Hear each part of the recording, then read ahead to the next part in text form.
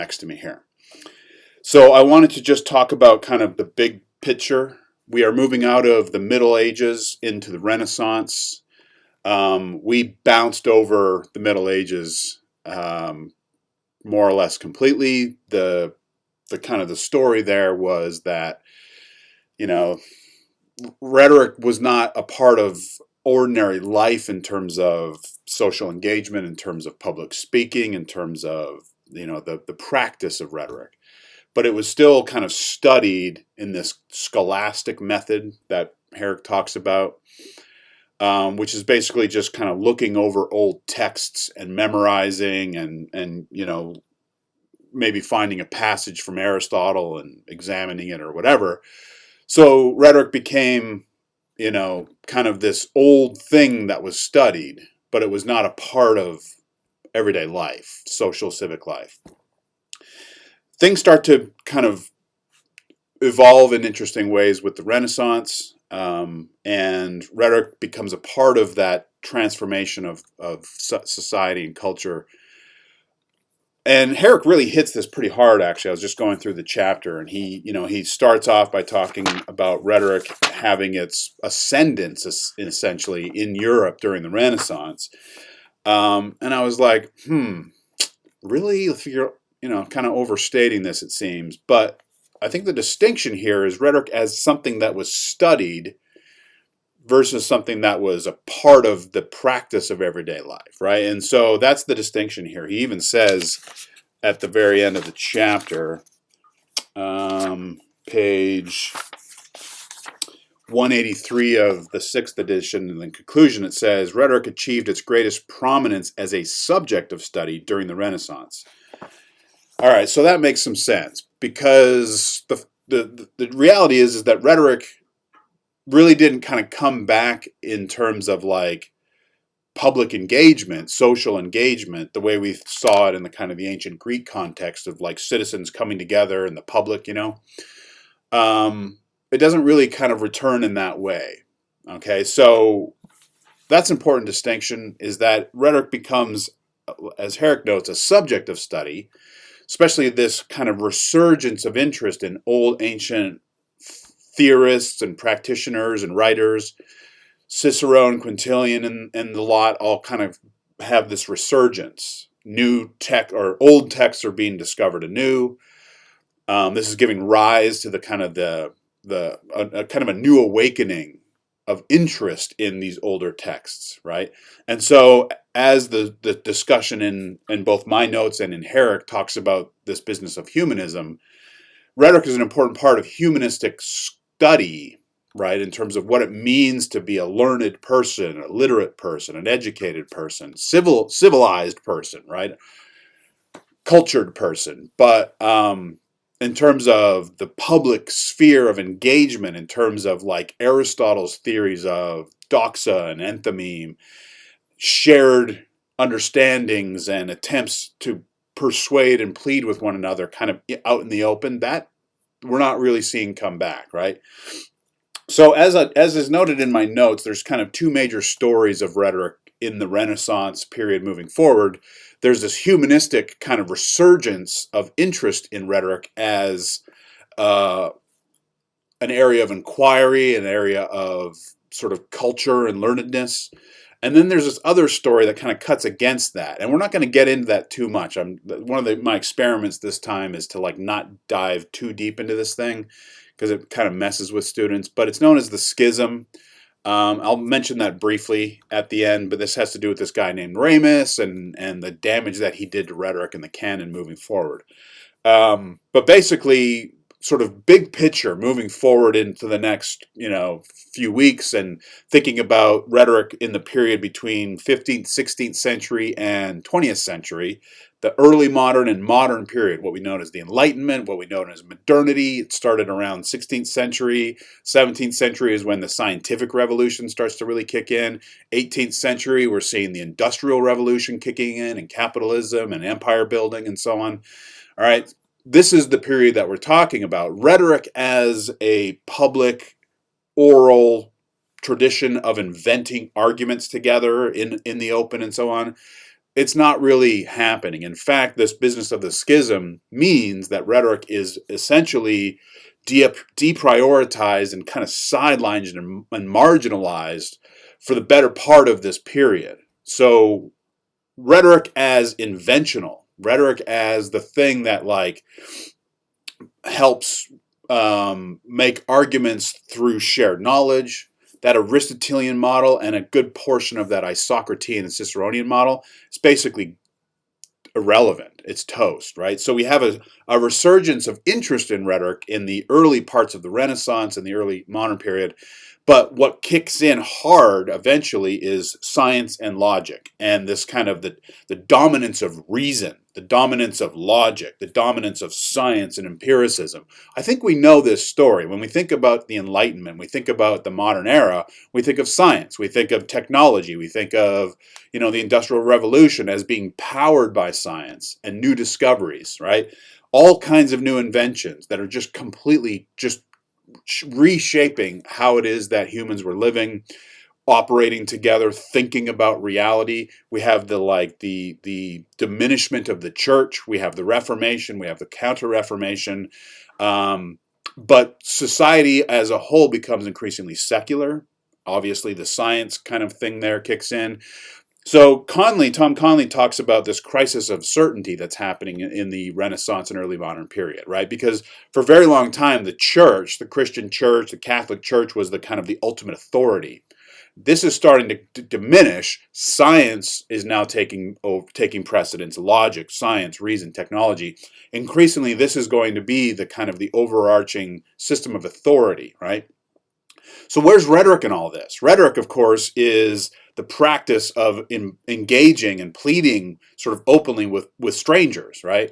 Drawing on a sort of assumed knowledge about how we're living together. And I'm drawing on Aristotle here. I think he's the kind of the heart and soul of rhetoric in terms of democracy and democratic engagement and publicness and so on.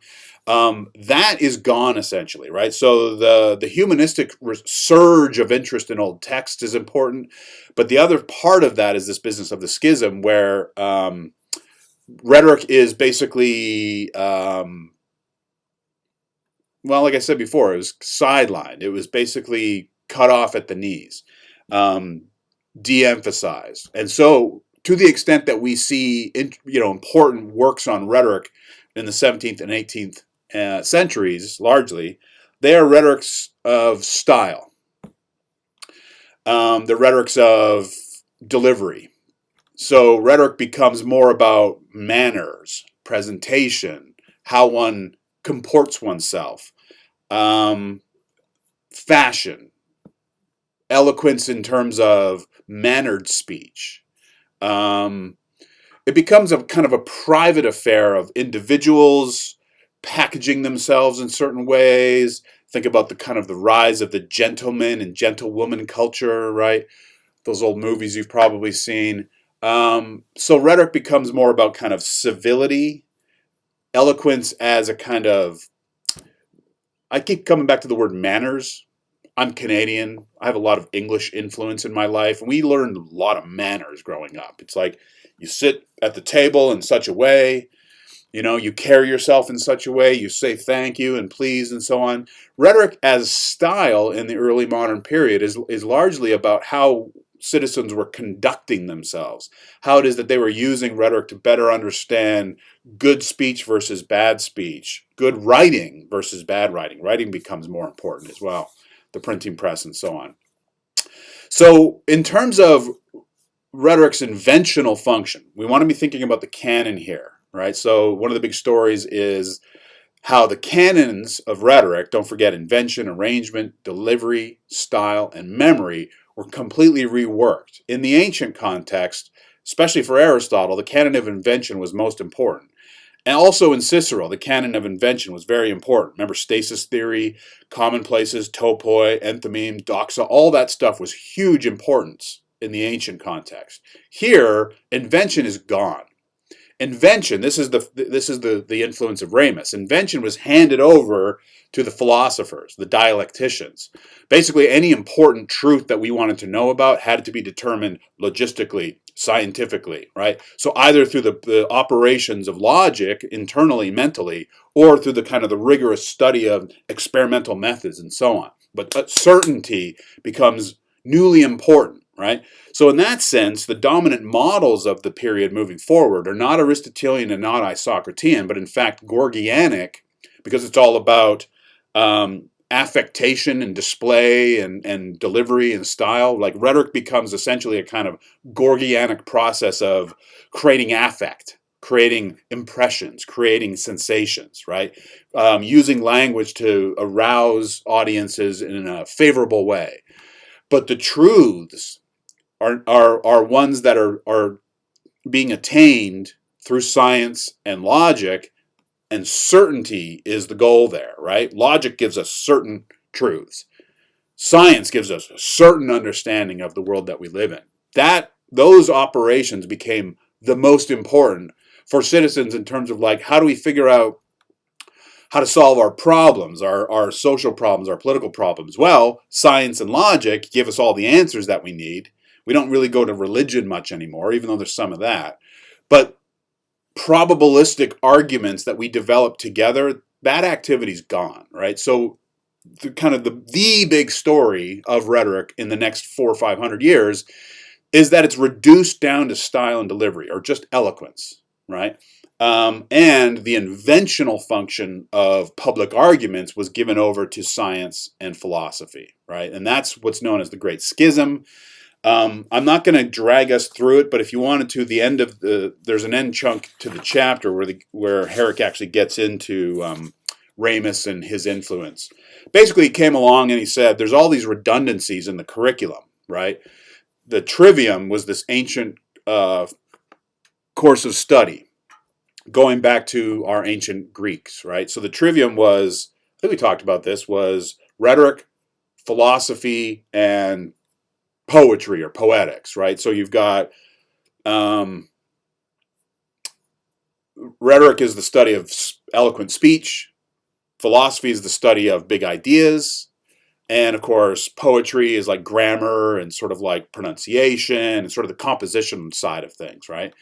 Those were the three absolute core elements of any curriculum of study, known as the trivium, three.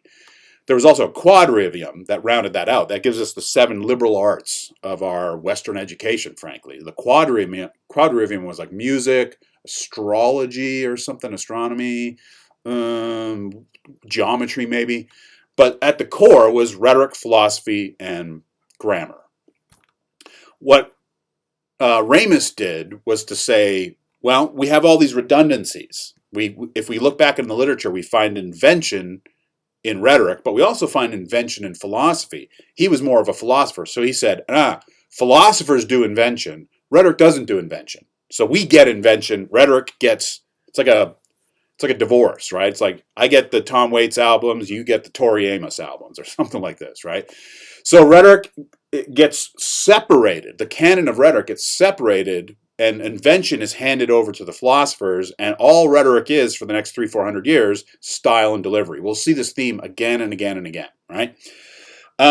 So those are kind of the big stories of this chapter in my notes here. Humanism, there was this, as I mentioned, the resurgence of old texts, being able to like say that you've read Cicero, you understand Cicero was like clutch, right? It's sort of this like, the hierarchy of cultural knowledge in Renaissance Italy was largely dependent on, did you know these old texts? Can you talk about Quintilian and so on? So there's this kind of discovery and resurgence of this stuff, but there's also a proliferation of these texts because of the printing press and the ability to sort of discover and replicate. So it's this wave of new knowledge or old new knowledge that's circulating. And that's an important part of this kind of humanistic moment. And rhetoric was an important part of, again, what it meant to be educated, cultured, literate. It's just not the ground of activity in terms of how social civic life was being lived at this time. It was more of a thing to know as opposed to a thing to do, right? Crisis of certainty, rhetoric and humanism, schism. I go into it in some detail in these notes. I'm not going to insist that we know all the particulars, but you can look through this and get a sense of what Ramus was up to, and he was basically just obsessed with like creating these clean divisions. And if he saw any redundancy between rhetoric and philosophy, he just like went at them. It's like, no, rhetoric doesn't do this. Philosophy does this. Philosophy comes up with invention. Philosophy comes up with our truths, right? It's what guides us in terms of our misunderstandings and confusion over how to proceed in life. Philosophy.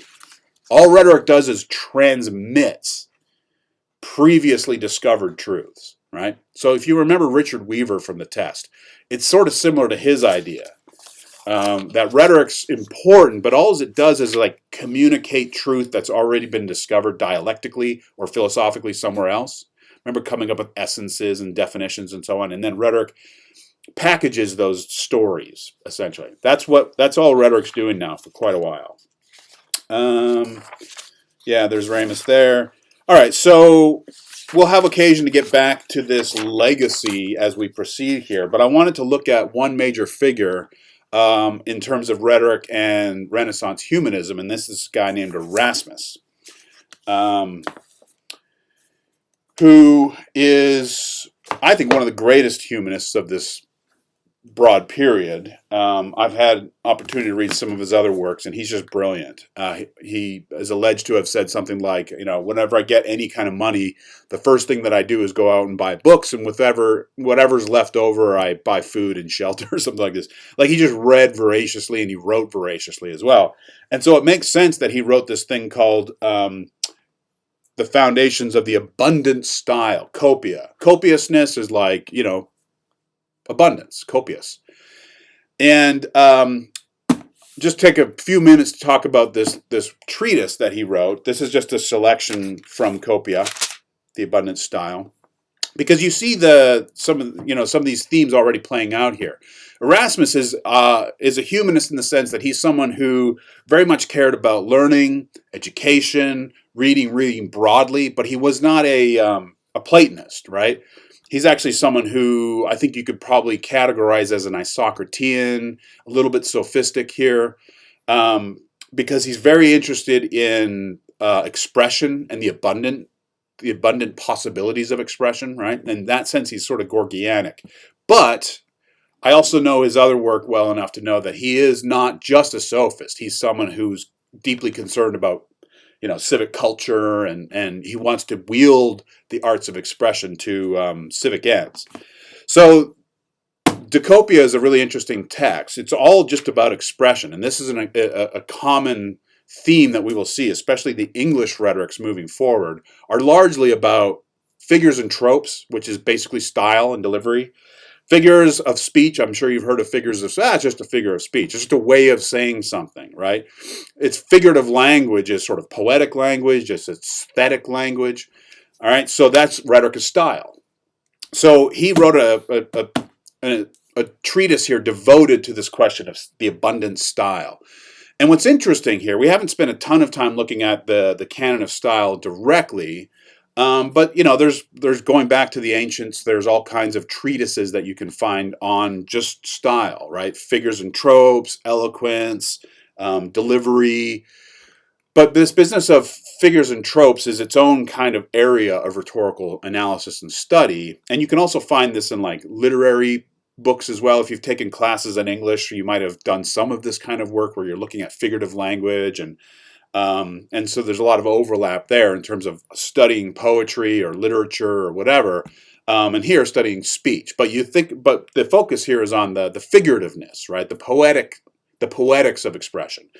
And what Erasmus is up to here is he's basically arguing that you can say whatever you want if you have a really strong command of the two aspects of expression. One is what is being said, or the subject, and then, of course, the how is it being said, right? So he says right off the bat here, the speech of man is a magnificent and impressive thing when it surges along like a golden river, with thoughts and words pouring out in rich abundance. He's already being poetic with how he's talking about poetics.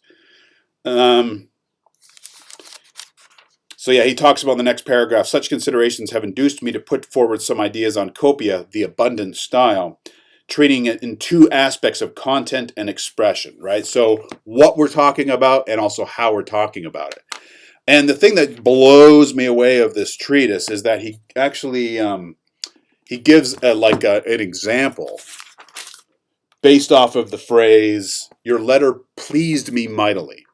And he just uses that single sentence, "Your letter pleased me mightily," as an example to show how many different ways you can say this if you have a command on all the different aspects of subject matter and all the different aspects of expression, right? Different ways of saying things. And he's just breaking down all these different aspects of expression and thought, basically, right? So it's really fascinating bit of work here because he's not only thinking about style for the sake of style, but he's actually thinking about style as a kind of invention, right? So even though he's not talking directly about invention here, to me, when I read this, I see inventiveness, right? That getting back to Aristotle, the way he talked about rhetoric was discovering the available means of persuasion.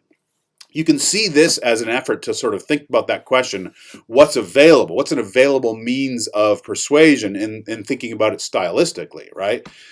Think about how all the different ways that you can say one simple sentence. Tom Conley actually had us do a version of this in grad school. He wanted us to go into De Copia and to use it as a way to come up with new ways of saying something else that he came up with from Monty Python sketch.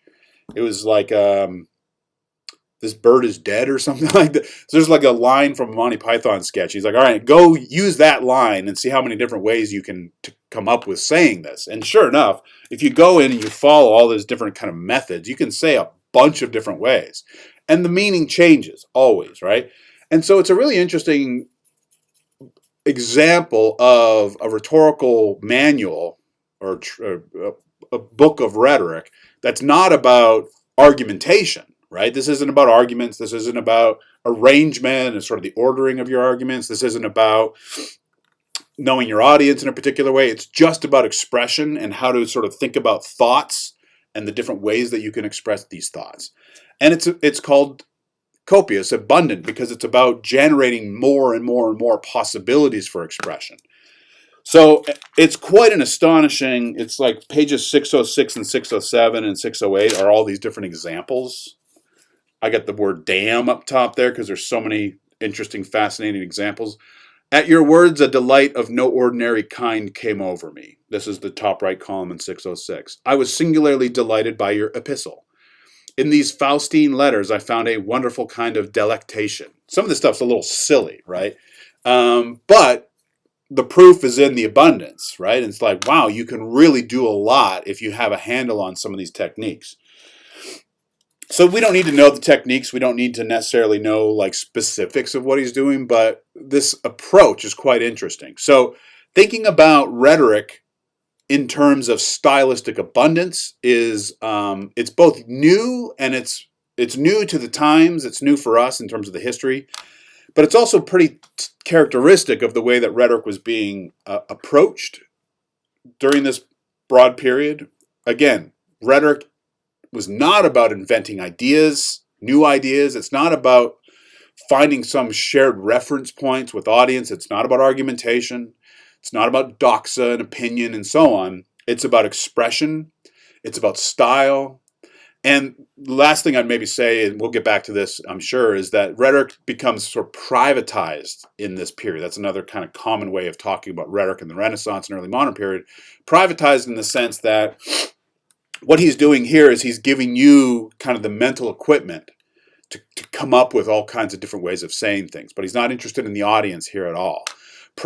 The privatization of rhetoric is about how it is that we are thinking about things. So don't forget that also like psychology is starting to emerge for the very first time ever. An awareness of what's going on inside the mind, inside the, this is a time of science and time of like rigorous questioning about how things work, right? So the mind, the brain, John Locke's essays on the brain in human psychology are really important. He actually talks about language too.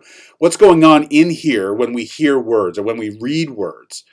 So a lot of interest in rhetoric was also an interest in the individual. right? And how we receive information, how we receive messages, how we process them. That's an important sort of development as well. So this De Copia fits in with this privatized world of rhetoric in the sense that it's about one's ability to generate, sort of proliferate messages using the arts of language and creativity as well. But he's not interested in audiences. He's not really interested in situations. He's not interested in problems. He's interested in language, expression, style, and abundance. Okay, so that's probably a pretty good start, at least, to think about the interesting ways that rhetoric is evolving in this period. Erasmus was a major figure. I think of him as a really cool scholar. He has this book called In Praise of Folly, where he actually gives folly, foolishness, like a character. It's like a character, and he praises her. And all the different ways that being foolish, being silly, being kind of absurd can be good, right? So I like his style.